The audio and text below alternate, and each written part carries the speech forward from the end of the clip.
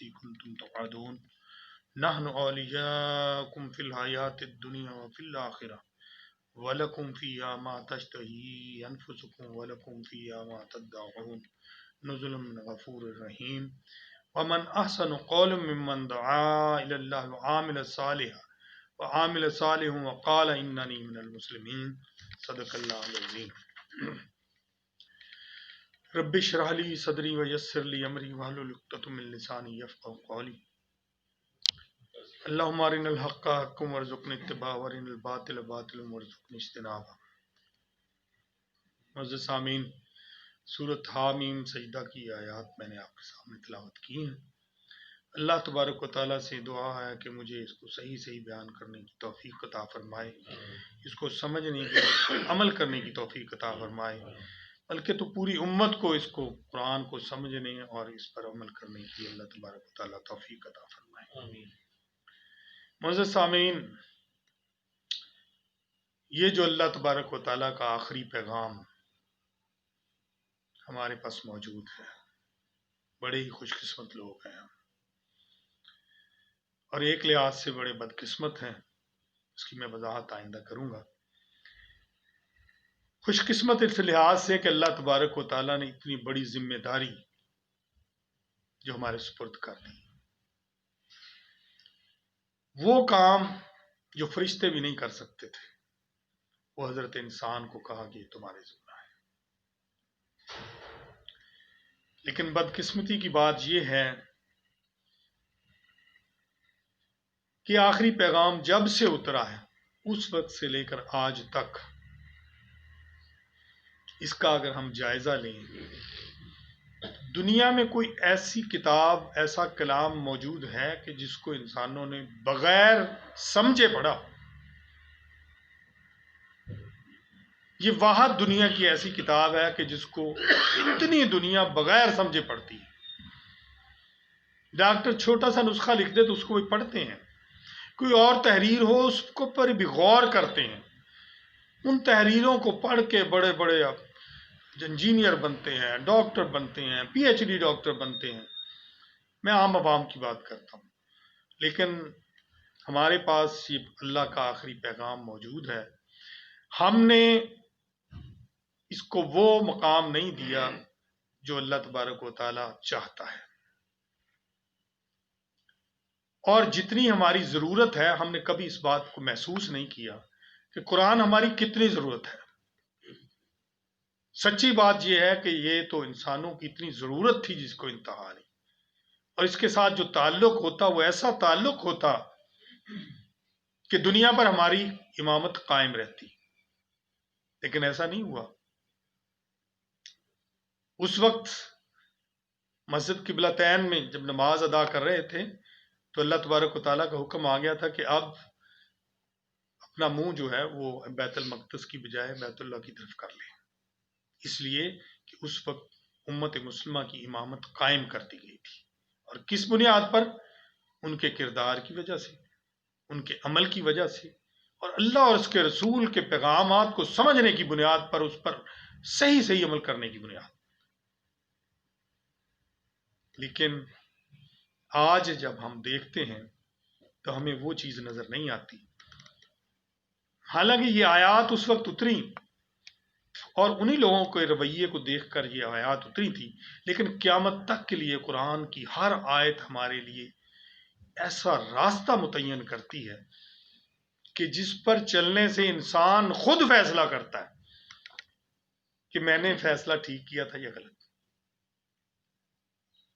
اس لیے کہ اسے جو رزلٹ نظر آتا ہے اس کے سمجھنے سے، اس پر عمل کرنے سے، اور اس کے انقلابی جو پیغام ہے اس پر من حیث الفرد نہیں، من حیث الگروہ اور من حیث القوم اور من حیث الجماعت چلنے کے جو فائدے نظر آئیں گے انسان کو، وہ خود اس پر حیران بھی رہ جائے گا اور اللہ تعالیٰ کا شکر بھی ادا کرے۔ جب یہ قرآن اترا، ظاہرہ جس قوم پر اترا تھا، میرا خیال یہ ہے کہ وہ ہم سے زیادہ گناہگار ہوں گے، لیکن جب ہم اس کا عملی طور پر جائزہ لیتے ہیں تو یوں لگتا ہے کہ جیسے شاید آج ہم ان سے بھی گئے گزرے۔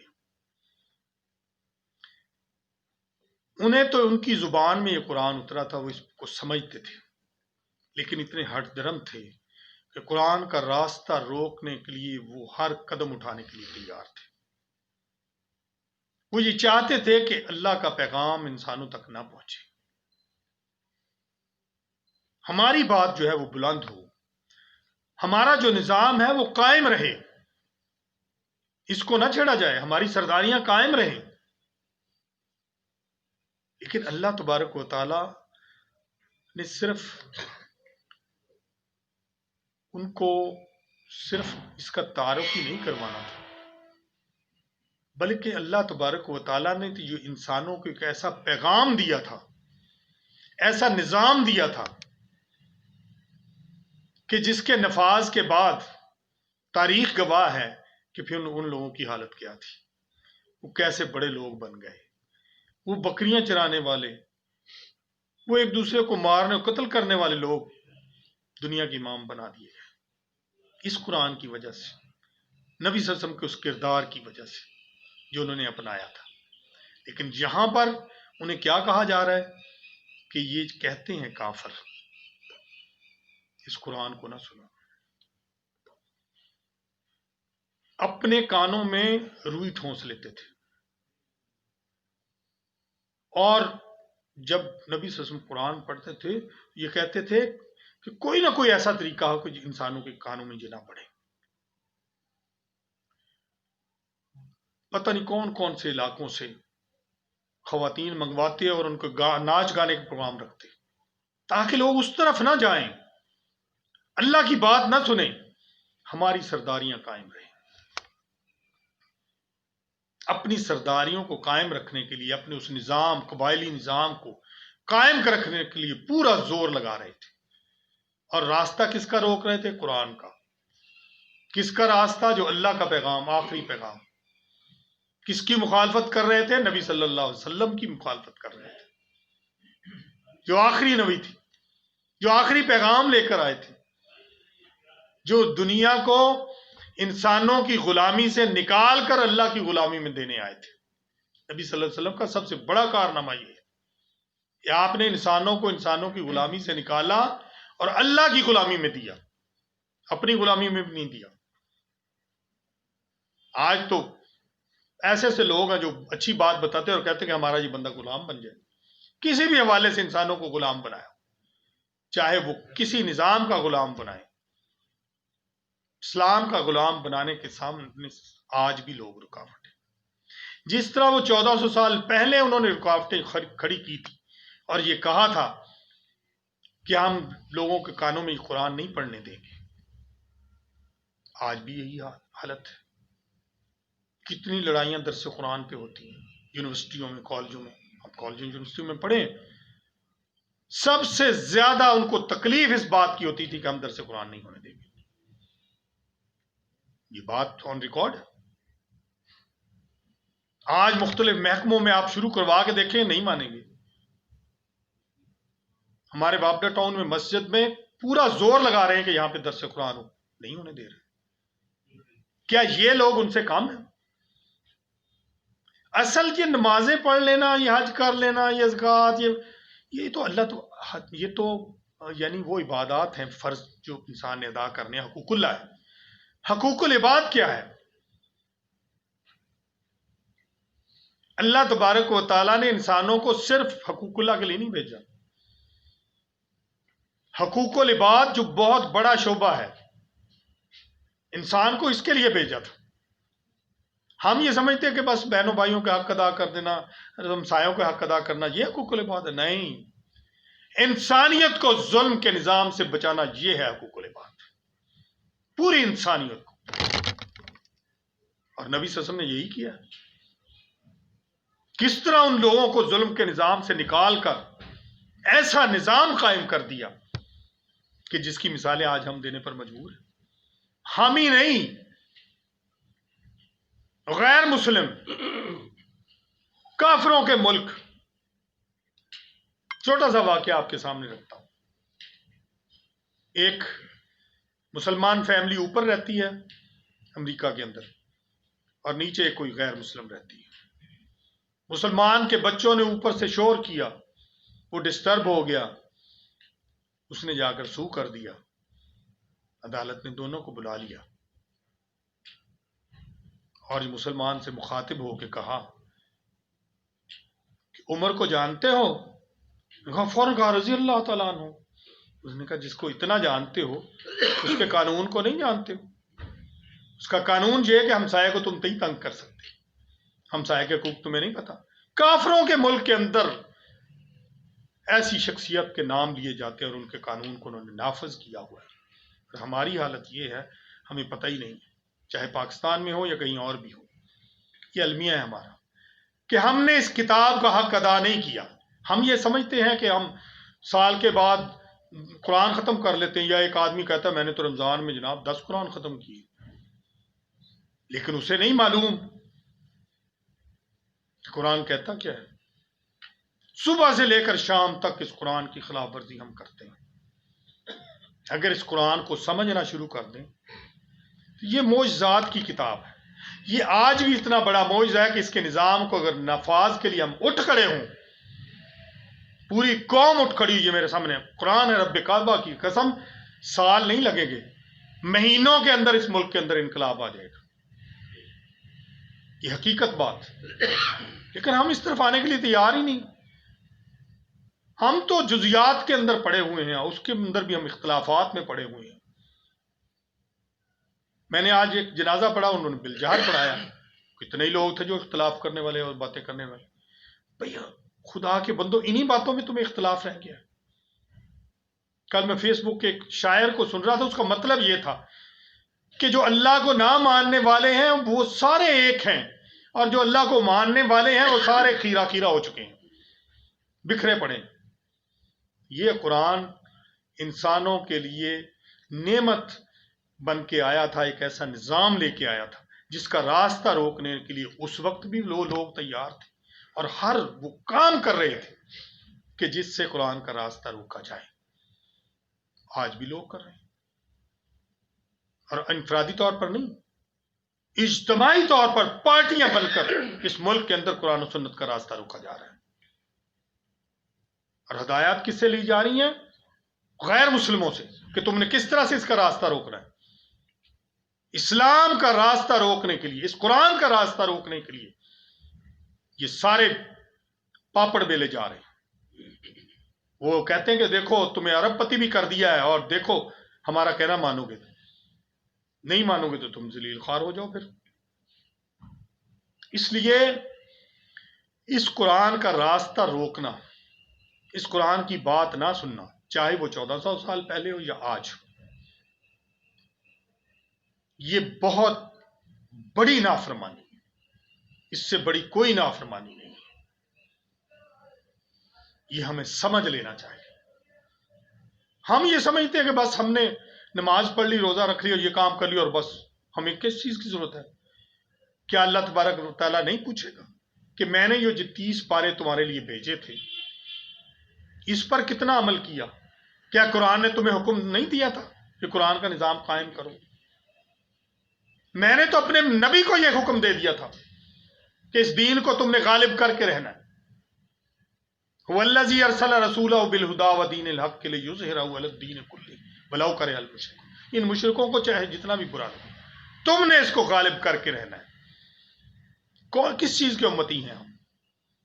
یہ امتی کا حق ہے کہ ملک کے اندر اللہ کے قانون کی دھجیاں اڑائی جائیں، اس قرآن کا راستہ روکا جائے، اور ہم یہ سمجھے کہ ہم بڑے مسلمان ہیں، ہم نے تو بہت کمال کر دیا ہے، میں نے تو 7 حج کر لیے ہیں جی، میں تو 5 وقت کی نمازیں اور باقی نمازیں پڑھتا ہوں۔ اس سے حق نہیں ادا ہوگا۔ وہ جنت ایسے ہی نہیں مل جائے گی۔ کتنا بڑا انعام ہے وہ جنت، بہت بڑا۔ وہ ایسے ہی بس مفت میں مل جائے گا؟ نہیں، ایسا نہیں۔ مسلمان کو اپنی ذمہ داریوں کو پہچاننا پڑے گا، اس کو یہ دیکھنا پڑے گا کہ مجھے اللہ تبارک و تعالیٰ نے اپنا نائب بنا کر بھیجا ہے۔ اور نائب کا مطلب کیا ہوتا ہے؟ اللہ کے ایجنڈے کو پورا کرنا۔ کتنا پورا کر رہے ہیں ہم؟ فرشتوں نے کہا کہ یہ فساد کرے گا، اللہ تبارک و تعالیٰ نے فرمایا کہ جو میں جانتا ہوں تم نہیں جانتے. اس لیے اللہ تبارک و تعالیٰ کی جو توقعات ہم سے، جو احکامات ہیں، وہ پورا کرنے کی ضرورت ہے اس دنیا کے اندر. اور کیسا خراج تحسین پیش کیا اللہ تبارک و تعالیٰ نے. وَمَا لَكُمْ أَلَّا تُنْفِقُوا فِي سَبِيلِ اللَّهِ وَلِلَّهِ مِيرَاثُ السَّمَاوَاتِ وَالْأَرْضِ لَا يَسْتَوِي مِنْكُمْ أَنْفَقَ مِنْ قَبْلِ الْفَتْحِ وَقَاتَلَ أُولَٰئِكَ أَعْظَمُ دَرَجَةً مِنَ الَّذِينَ أَنْفَقُوا مِنْ بَعْدُ وَقَاتَلُوا وَكُلًّا وَعَدَ اللَّهُ الْحُسْنَىٰ وَاللَّهُ بِمَا تَعْمَلُونَ خَبِيرٌ. فتح مکہ سے پہلے کیا حالت تھی لوگوں کی؟ لیکن اس گروہ نے، جو چھوٹا سا گروہ تھا، اس نے اپنا مال، اپنی جان، اپنا وقت، اپنی صلاحیتیں سب کچھ لگا دیا. بدر کے میدان کے اندر کس طرح وہ سینہ سپر ہو گئے. اور اللہ تبارک و تعالیٰ جب انسان پوری طرح کھڑا ہو جاتا ہے اس کے ایجنڈے کے لیے، پورا کرنے کے لیے، پھر اللہ تعالیٰ فرشتے بھیجتا ہے. اور اس نے بھیجے. بدری صحابیوں کا جو مقام تھا وہ دوسروں کا نہیں تھا. فتح مکہ سے پہلے جو لوگ مسلمان ہوئے، جنہوں نے اپنا مال، اپنی جان، اپنا وقت، اپنی صلاحیتیں لگائیں، فتح مکہ کے بعد والوں کا وہ مقام نہیں ہو سکتا. وعدہ دونوں کے ساتھ ٹھیک ہے، لیکن اس مقام تک وہ نہیں پہنچ سکتے. اندازہ کیجیے آج کیا حالت ہے. آج بھی دین مغلوب ہو چکا ہے. دین تو نہیں، مسلمان مغلوب ہو گئے. ہم نے اس قرآن کو نہیں سمجھا. امامت ان لوگوں کے پاس ہے، فیصلے ہمارے وہ کرتے ہیں. بتا دیں کہ مسلمانوں کی کیا حقیقت ہے دنیا کے اندر. اللہ کا وعدہ ہے کہ وہ ایمان والوں کو غالب کر کے رہے گا، مومنین کو غالب کرے گا. یہ ہمیں جائزہ لینا کہ ہم مومنین ہیں یا قرآن کا راستہ روکنے والوں کا ساتھ دیتے ہیں کسی نہ کسی حوالے سے، چاہے ووٹ ہو یا کچھ بھی ہو، پارٹیاں کچھ بھی ہو. ہم یہ نہیں سمجھتے کہ ہمیں ایسے لوگوں کا ساتھ دینا چاہیے جو اس ملک کے اندر قرآن و سنت کا نفاذ چاہتے ہیں، جن کا ماضی بے داغ ہے. لیکن ہم اپنے مفادات کے اندر پڑے ہوئے ہیں. ہمیں اس بات کی فکر نہیں ہے کہ اللہ تبارک و تعالیٰ کے سامنے پیش ہو کے ہم کیا جواب دیں گے. اللہ نے تو یہ ایجنڈا اپنے نبی کو بتا دیا کہ تم نے اس دین کو غالب کر کے رہنا ہے. ہم اس پر کتنا کام کر رہے ہیں؟ ہمارا کیا کردار ہے؟ یہ ساری چیزیں فکر مندی کی چیزیں ہیں. اگر ہم اس پر غور نہیں کریں گے تو پھر یہ قرآن کیا کہہ رہے ہیں؟ فرمایا کہ فَلَنُذِيقَنَّ الَّذِينَ كَفَرُوا عَذَابًا شَدِيدًا.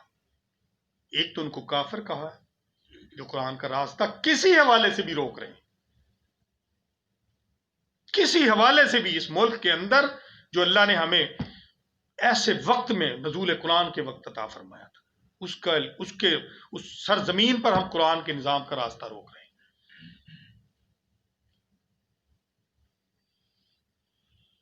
پھر اللہ تبارک و تعالیٰ کہتا ہے کہ میں ایسی شدید ان کا حشر کروں گا، اتنا شدید ان کو عذاب دوں گا، اور یہ اس عذاب کا مزہ چکھیں گے. کس بنیاد پر؟ اپنے اس عمل کی بنیاد پر جو انہوں نے کیا ہے. بڑی مکمل بات کرتا ہے اللہ تبارک و تعالیٰ. جو کچھ انہوں نے کیا ہے یہ ہمارے لیے اور بھی لمحہ فکریہ ہے. کہیں ہم سے کوئی ایسی بات نہ ہو جائے کہ جس سے ایسے لوگوں کو نقصان نہ ہو جائے جو اس ملک کے اندر قرآن و سنت کا نفاذ چاہتے ہیں. ہم اس میں لاپرواہ. پوری قوم امت مسلمہ کا حال آپ دیکھ لیں. 73 سال سے لاپرواہ ہیں. ہم سمجھتے ہیں کہ ہماری معیشت ٹھیک ہو جائے گی. کیسے ٹھیک ہو جائے گی جب اس نے 1400 سال پہلے فیصلہ کر دیا. وَمَنْ أَعْرَضَ عَنْ ذِكْرِي فَإِنَّ لَهُ مَعِيشَةً ضَنْكًا. تمہاری معیشت ٹھیک ہو ہی نہیں سکتی جب تک میں اس نظام کو نافذ نہیں کروں، اس قرآن کے مطابق سب کچھ نہیں کروں. اس کو چھوڑ رہے ہو اور تم سمجھتے ہو تمہاری معیشت ٹھیک ہو جائے. دیکھ لیں میرے اور آپ کے سامنے ہے. 73 سال سے ہم اپنے پاؤں پر ابھی تک نہیں کھڑے ہو سکتے. مدد مانگ دے IMF سے اور فلاں سے اور فلاں سے. اس لیے اس قرآن کا راستہ جو روکنے کی بات ہے، اس پر بہت بہت احتیاط سے کام لیا جائے اور اسی بنیاد پر اس قرآن کا مطالعہ شروع کر دیا جائے.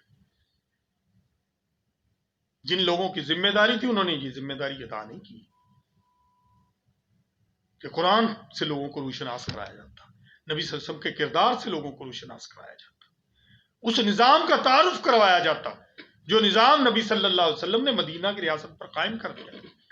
مجھے کوئی بڑے سے بڑا تاریخ دان بتائے کہ جب مدینہ کے اندر آپ نے یہ نظام قائم کر دیا، کوئی ایک فیصلہ تو بتا دے تاریخ دان کو، کوئی ایک فیصلہ قرآن کے خلاف ہوا ہو، ایک فیصلہ، ایک، ہر فیصلہ قرآن کے مطابق اور ہر فیصلہ نبی صلی اللہ علیہ وسلم کے کردار کے پوائنٹ آف ویو سے ہوا ہے اس ریاست کے۔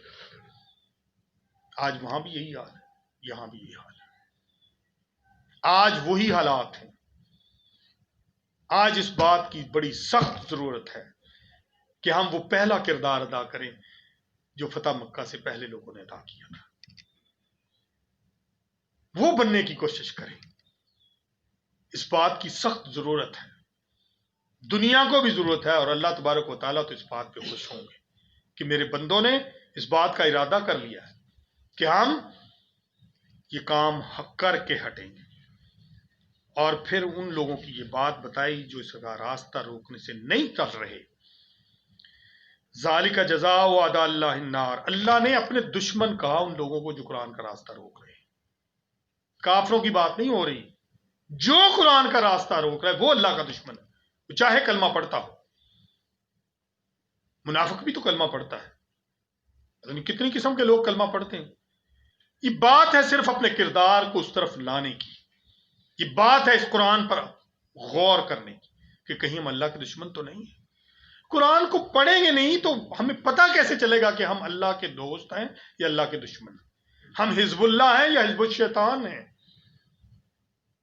یہ زندگی بڑے احتیاط سے گزارنے کی ضرورت ہے تاکہ ہمیں وہ انعام مل جائے جس کا اس نے وعدہ کیا۔ یہ نہ ہو کہ ہم جہنم میں جلیں، اور اس آگ کا جو ذکر کیا ہے لہم فیہا دار الخلد، ہمیشہ اسی آگ میں رہیں گے، واپس یہ نہیں ہے۔ جنہوں نے قرآن کا راستہ روکا ان کے لیے کوئی معافی نہیں ہے، وہ جس طرح کا بھی ہو، کلمہ پڑھنے والا ہو یا نہ پڑھنے والا ہو۔ اندازہ کیجئے نا، توحید کا راستہ روکنا، اللہ کے نظام کا راستہ روکنا، نبی صلی اللہ علیہ وسلم کے کردار کا راستہ روکنا، اپنے چند ذاتی مفادات کی خاطر۔ فلاں جی میرا دوست ہے، وہ پارٹی اس میں، اور یہ ہے۔ نبی صلی اللہ علیہ وسلم نے فرمایا قیامت کے دن جن لوگوں کے ساتھ تم رہتے تھے انہی کی ساتھ اٹھائے جاؤ گے۔ اور دوسری بات یہ کی کہ اچھے لوگ خوشبو کی مانند ہیں اور برے لوگ دھوئیں اور آگ کی مانند ہیں۔ یہ ہمیں فیصلہ کرنا ہے، کون فیصلہ کرے گا اس بات کا؟ اللہ اکبر۔ اللہ تبارک و تعالیٰ نے، میں کہتا ہوں 2 اور 2 4 کی طرح راستے بتا دیے۔ اگر ہمیں اس بات کا نہیں پتہ چل رہا تو یہ ہمارا گناہ ہے، ہمارا عمل ہے، ہمارا کردار ہے کہ ہم اس طرف نہیں آ رہے۔ اللہ تبارک و تعالیٰ نے کوئی کسر نہیں چھوڑی۔ کتنا بڑا نظام اس نے قائم کیا تاکہ، یعنی آپ اندازہ کریں، کوئی کتاب تو بتا دیں جو صدیوں سے قائم ہو اور اپنی اصلی شکل میں، کتنا بڑا معجزہ ہے۔ ایک زیر زبر کی کوئی، یعنی اتنی کوشش کی ہے دوسری قوموں نے، کافروں نے اور مرزیوں نے کہ اس کے اندر کوئی نہ کوئی تحریف کی جائے، اس کے مفہوم کے اندر کوئی تحریف کی جائے، نہیں کر سکے۔ اس لیے کہ اللہ تبارک و تعالیٰ نے یہ وعدہ کر لیا کہ ہم اس کی حفاظت کرنے والے ہیں۔ ہمارے گھروں کے اندر یہ معجزہ موجود ہے، ہم اس سے فائدہ نہیں اٹھانے کے لیے تیار۔ ہم بڑے بڑی ڈگریاں لیتے ہیں اور جس کے متعلق اللہ تبارک و تعالیٰ نے فرمایا کہ میں نے اس کو آسان کر دیا ہے، اس کو سمجھنے کے لیے، اس طرف آنے کے لیے تیار نہیں۔ میں جی صبح میں تو 1 پارہ قرآن پڑھتا ہوں، پارہ پڑھتے ہو تمہیں یہ تو نہیں پتا کہ کہتا کیا ہے اللہ تبارک و تعالیٰ، کس بات کا اس نے حکم دیا ہے، یہ نہیں پتا۔ نبی صلی اللہ علیہ وسلم نے فرمایا ایک شخص پوری رات عبادت میں کھڑا رہے، عشاء کی نماز پڑھنے سے لے کر صبح ہو جائے اور صبح کی فجر کی نماز پڑھ کے سوئے، اور پوری رات نفل بھی پڑھتا رہا اور قرآن اس کے اندر پڑھتا رہا۔ اس کے مقابلے میں کہ دوسرا شخص عشاء کی نماز پڑھے اور سو جائے اور صبح اٹھے اور ایک آیت قرآن کی پڑھے اور اس پر پھر عمل کرے اور اپنے اندر جذبہ پیدا کرے کہ یہ اللہ کا حکم ہے، میں نے اس کو پورا کرنا ہے۔ نبی صلی اللہ علیہ وسلم نے فرمایا اس کی پوری رات سے زیادہ اس کے درجات بلند ہوں گے. اندازہ کیجیے کتنا آسان راستہ بتایا. اور جتنی ہمیں ضرورت آپ تک یہ تو یہاں پر ہوتا، میں کہتا ہوں ہر گلی ہر محلے کے اندر درس قرآن کی ضرورت ہے. لوگوں کو بتانے کی ضرورت ہے کہ لوگوں جہنم سے کس طرح بچنا ہے. ہم نے اللہ تبارک و تعالیٰ کو اس بات پر غصہ آ رہا ہے. یہ نہ ہو کہ راستہ روکنے کا جرم ہم پر عائد ہو جائے اور ہم ہمیشہ ہمیشہ کے لیے ناکام ہو جائیں. اللہ اکبر. اور پھر جب اللہ کے سامنے انسان آئے گا اور کہے گا کہ اللہ تبارک و تعالیٰ تو مجھے یہ تو بتا، ان جنوں اور انسانوں کا بتا جو مجھے گمراہ کرتے رہے. یہ کہے گا. اندازہ کیجیے میں ان کو اپنے پاؤں کے تلے ڈالوں گا. کچھ فائدہ نہیں ہوگا. وہاں پر جو اللہ تبارک و تعالیٰ نے یہ بتا دیا کہ جو زندگی تم یہاں بسر کر کے آئے ہو اسی کے پوائنٹ آف ویو سے تمہارے ساتھ انصاف ہو جائے اور کوئی بات نہیں. میں نے تمہیں 60 70 80 90 100 سال جتنا بھی دیا. شعور کی زندگی تو 15 سال سے شروع ہو جاتی، 16 18 سال. اگر اس میں بھی تم نہیں کچھ کر سکے تو بس اب تمہارا مہلت عمل تمہاری ختم ہو چکی ہے.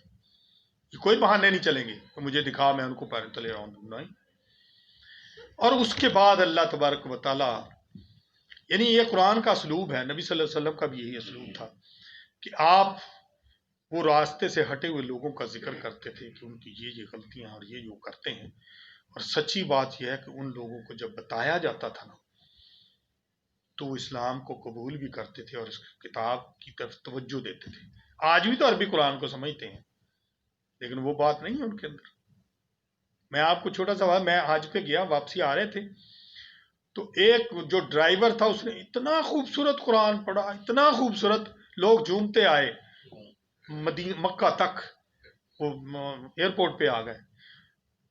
وہ میں نے بھی واش روم جانا تھا اور وہ بھی جناب وہ مجھ سے پہلے اتر گیا. آپ یقین کہ اس نے توپ اس طرح اوپر کی ہوئی اور بالکل ننگا اور کھڑا ہو کے پیشاب کر رہا ہوں. میں نے کہا یہ دیکھیے اس شخص کی حالت، یہ کتنا قرآن پڑھتا ہے، کتنا خوبصورت، اس کو یہ نہیں پتا کہ یعنی واش روم جانے کے طریقے کیا میرے نبی نے بتائے. یہ حالت ہے اس کو. ہاں جی عربی تھا، بڑا خوبصورت قرآن پڑھا لیکن حالت یہ قرآن پڑھنا اور چیز ہے، سمجھنا اور چیز ہے. یہی تو بتانا چاہ رہا ہوں.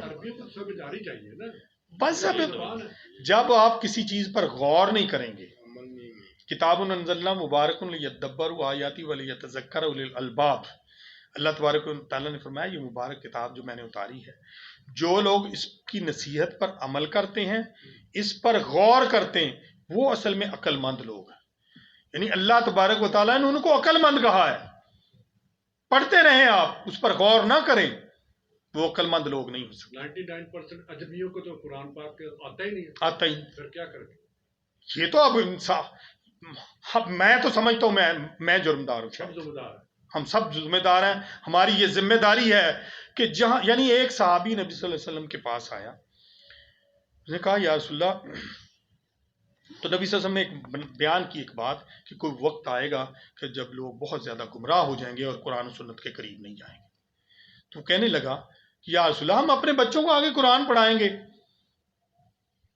تو نبی صلی اللہ علیہ وسلم نے فرمایا کہ میں تو تجھے بڑا سمجھدار آدمی سمجھتا تھا، تمہیں نہیں پتا کہ یہ جو پہلی قومیں وہ بھی تو اپنے بچوں کو پڑھاتی آئی ہیں، ان کا کیا حشر ہے. یعنی بات کرنے کا مطلب یہ تھا کہ شعور ختم ہو جائے گا اور شعور ختم ہے آج.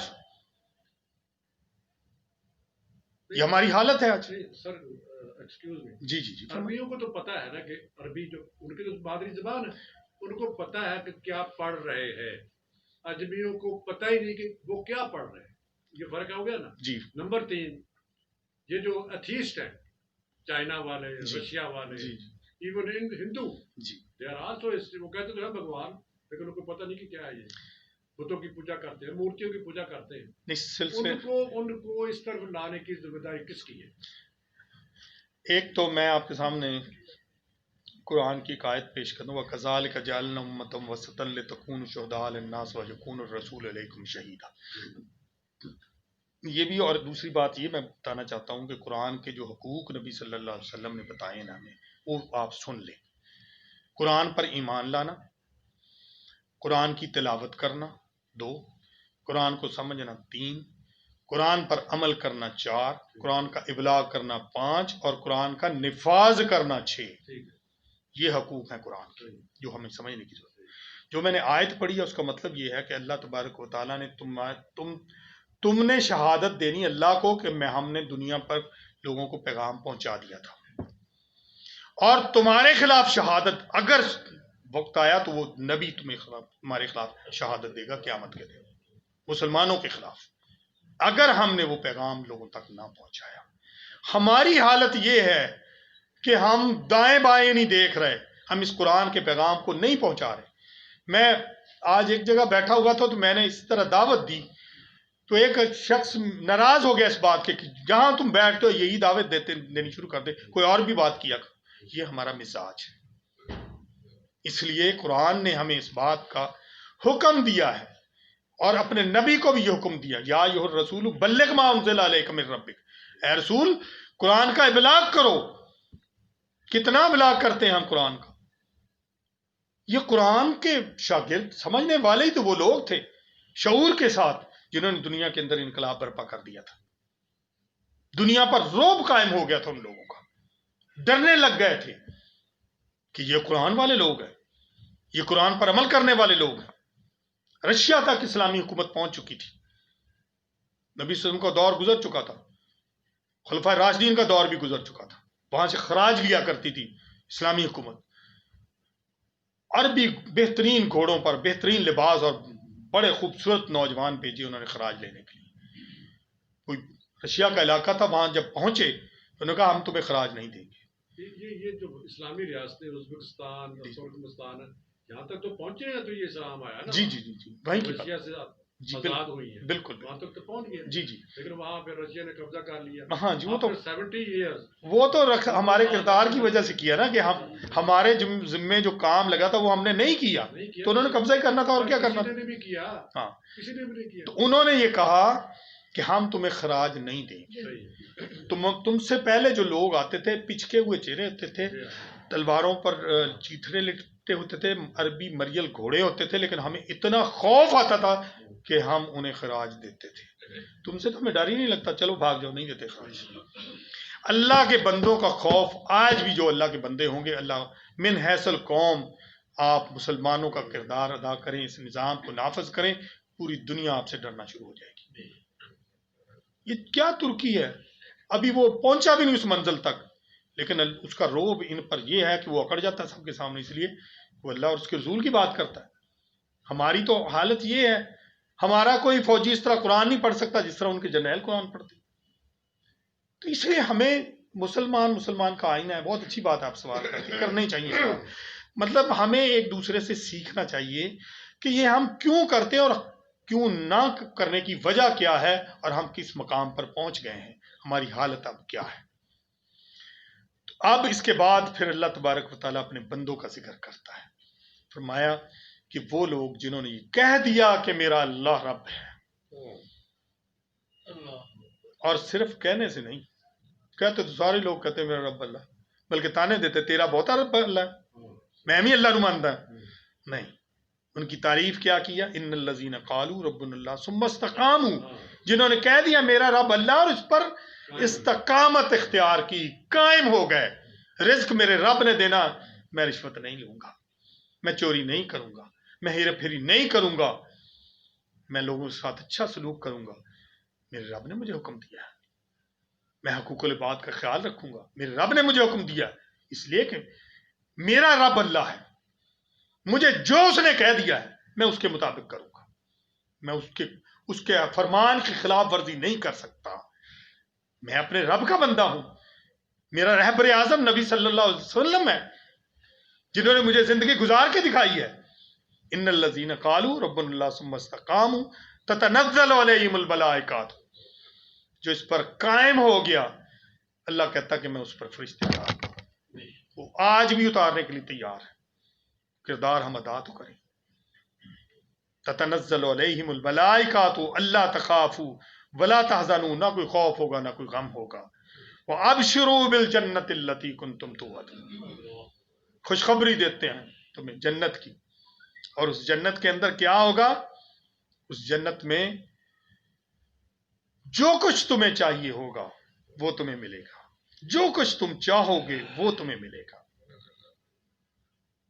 اس سے بڑی اور کیا بات ہو سکتی ہے کہ اللہ تبارک و تعالی وہاں پر انسان کی ساری خواہشات جو دنیا میں نہیں پوری ہو سکی وہ ساری پوری کر دے گا، اس کے لیے کوئی مسئلہ ہی کوئی نہیں ہوگا۔ وہ ایسی شاندار زندگی جیے گا کہ جہنم والے رشک کریں، دیکھیں گے کہ یہ کیا کر رہے ہیں، اور باتیں بھی کریں گے آپس میں، حیران ہوں گے کہ کتنے بڑے انعامات ہیں ان پر اور ہم کتنے ذلیل ہو رہے ہیں۔ اور اس کے بعد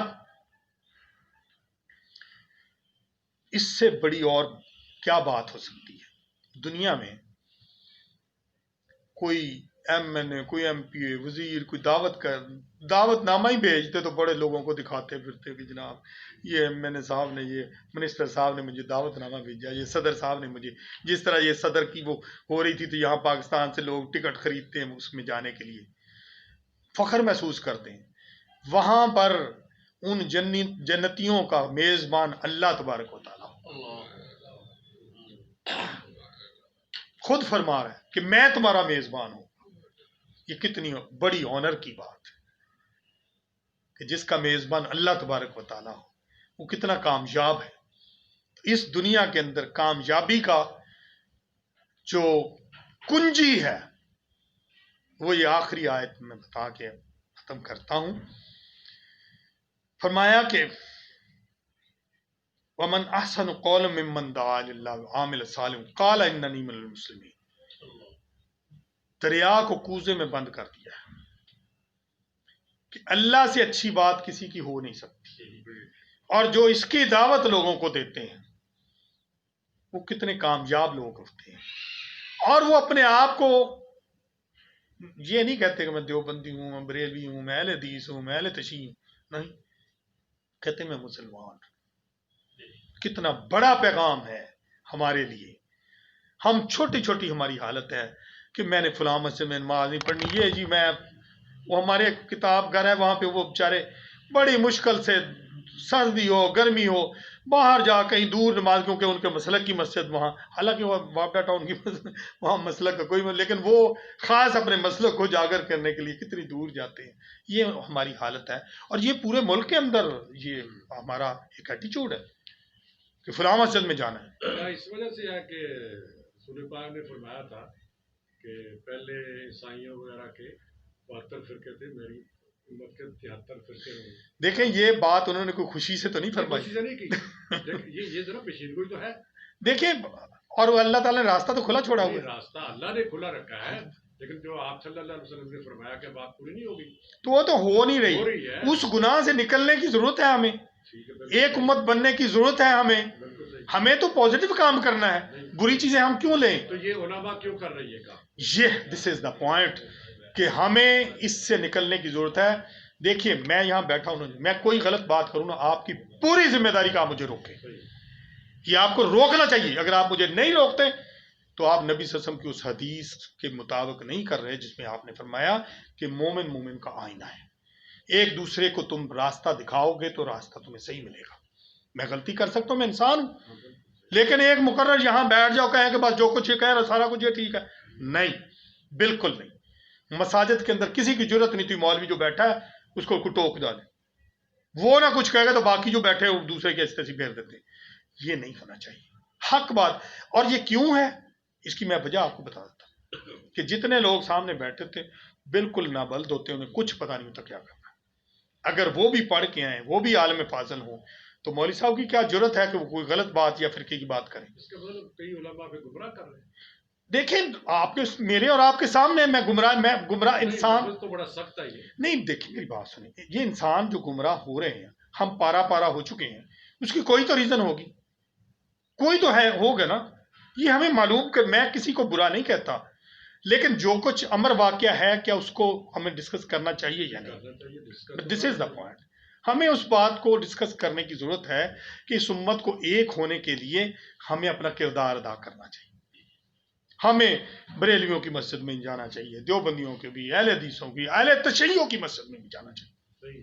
آپ یقین کریں, میں حیران رہ گیا نبی صلی اللہ علیہ وسلم کے طریقے میں. جب نماز میں پڑھے, آپ نے ہاتھ چھوڑ کے بھی نماز پڑھی, آپ نے ہاتھ باندھ کے بھی نماز پڑھی, آپ نے رفع دین کے ساتھ بھی نماز پڑھی.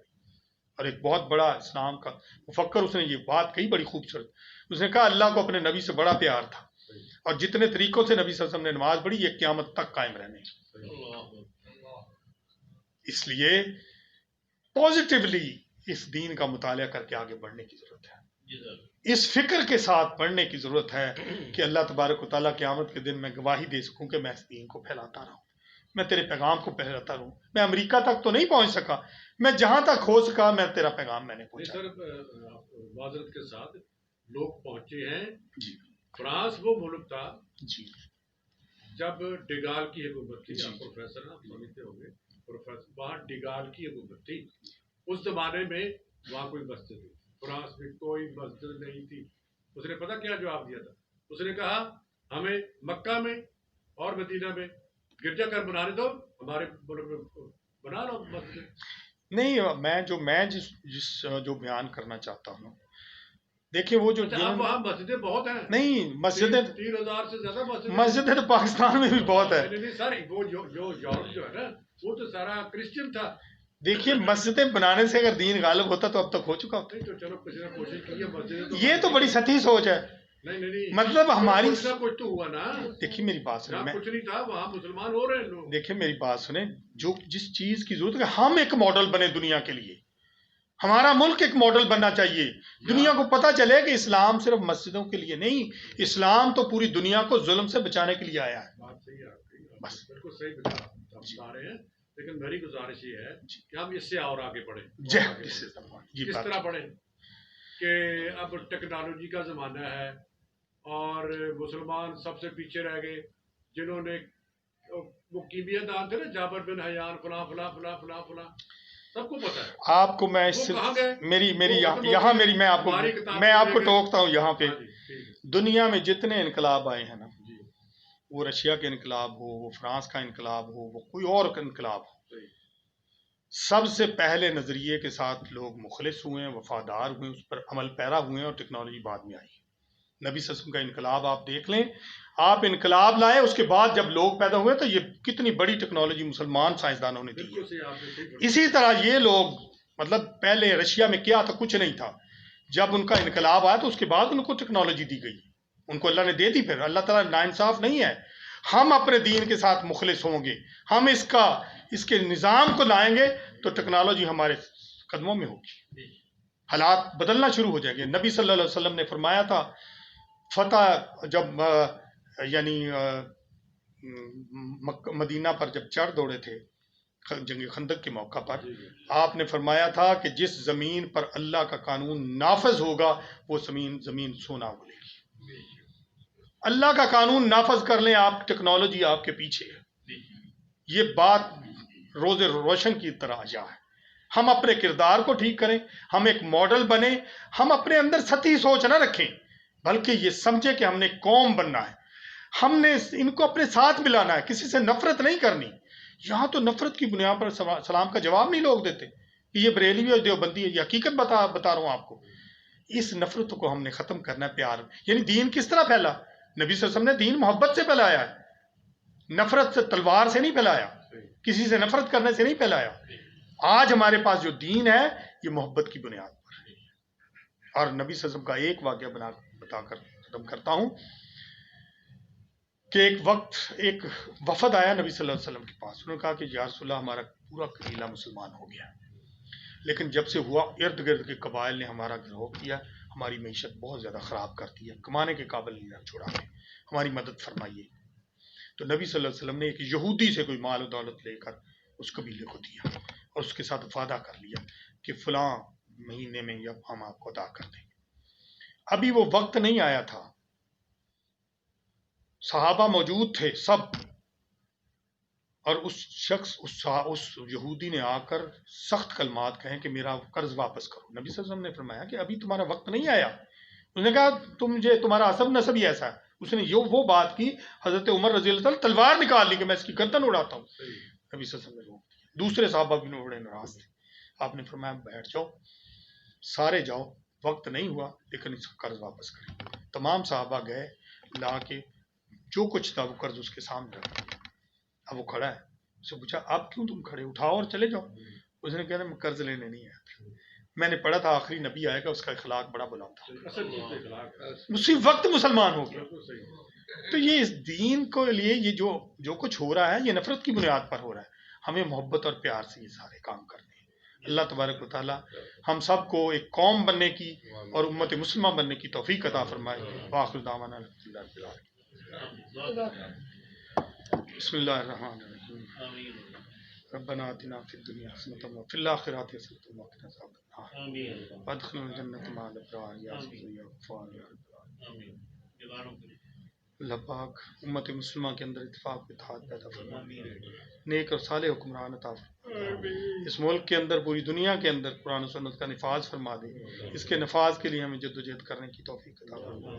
ہمیں اپنا مال، اپنا جان، اپنی صلاحیتیں، اپنا سب کچھ اس دین کے غلبے کے لیے لگانے کی توفیق عطا فرما. اللہ پاک ہمارے بیماروں کے شفائے کاملہ عاجلہ مستقرہ عطا فرما دے. اللہ پاک ہماری نیک خواہشات پوری فرما دے. اللہ پاک ہمیں رزق حلال کمانے کی توفیق عطا فرما دے. حقوق العباد کے مطابق زندگی بسر کرنے کی توفیق عطا فرما. صلی اللہ تعالیٰ علی خیر اجمعین برحمتک یا ارحم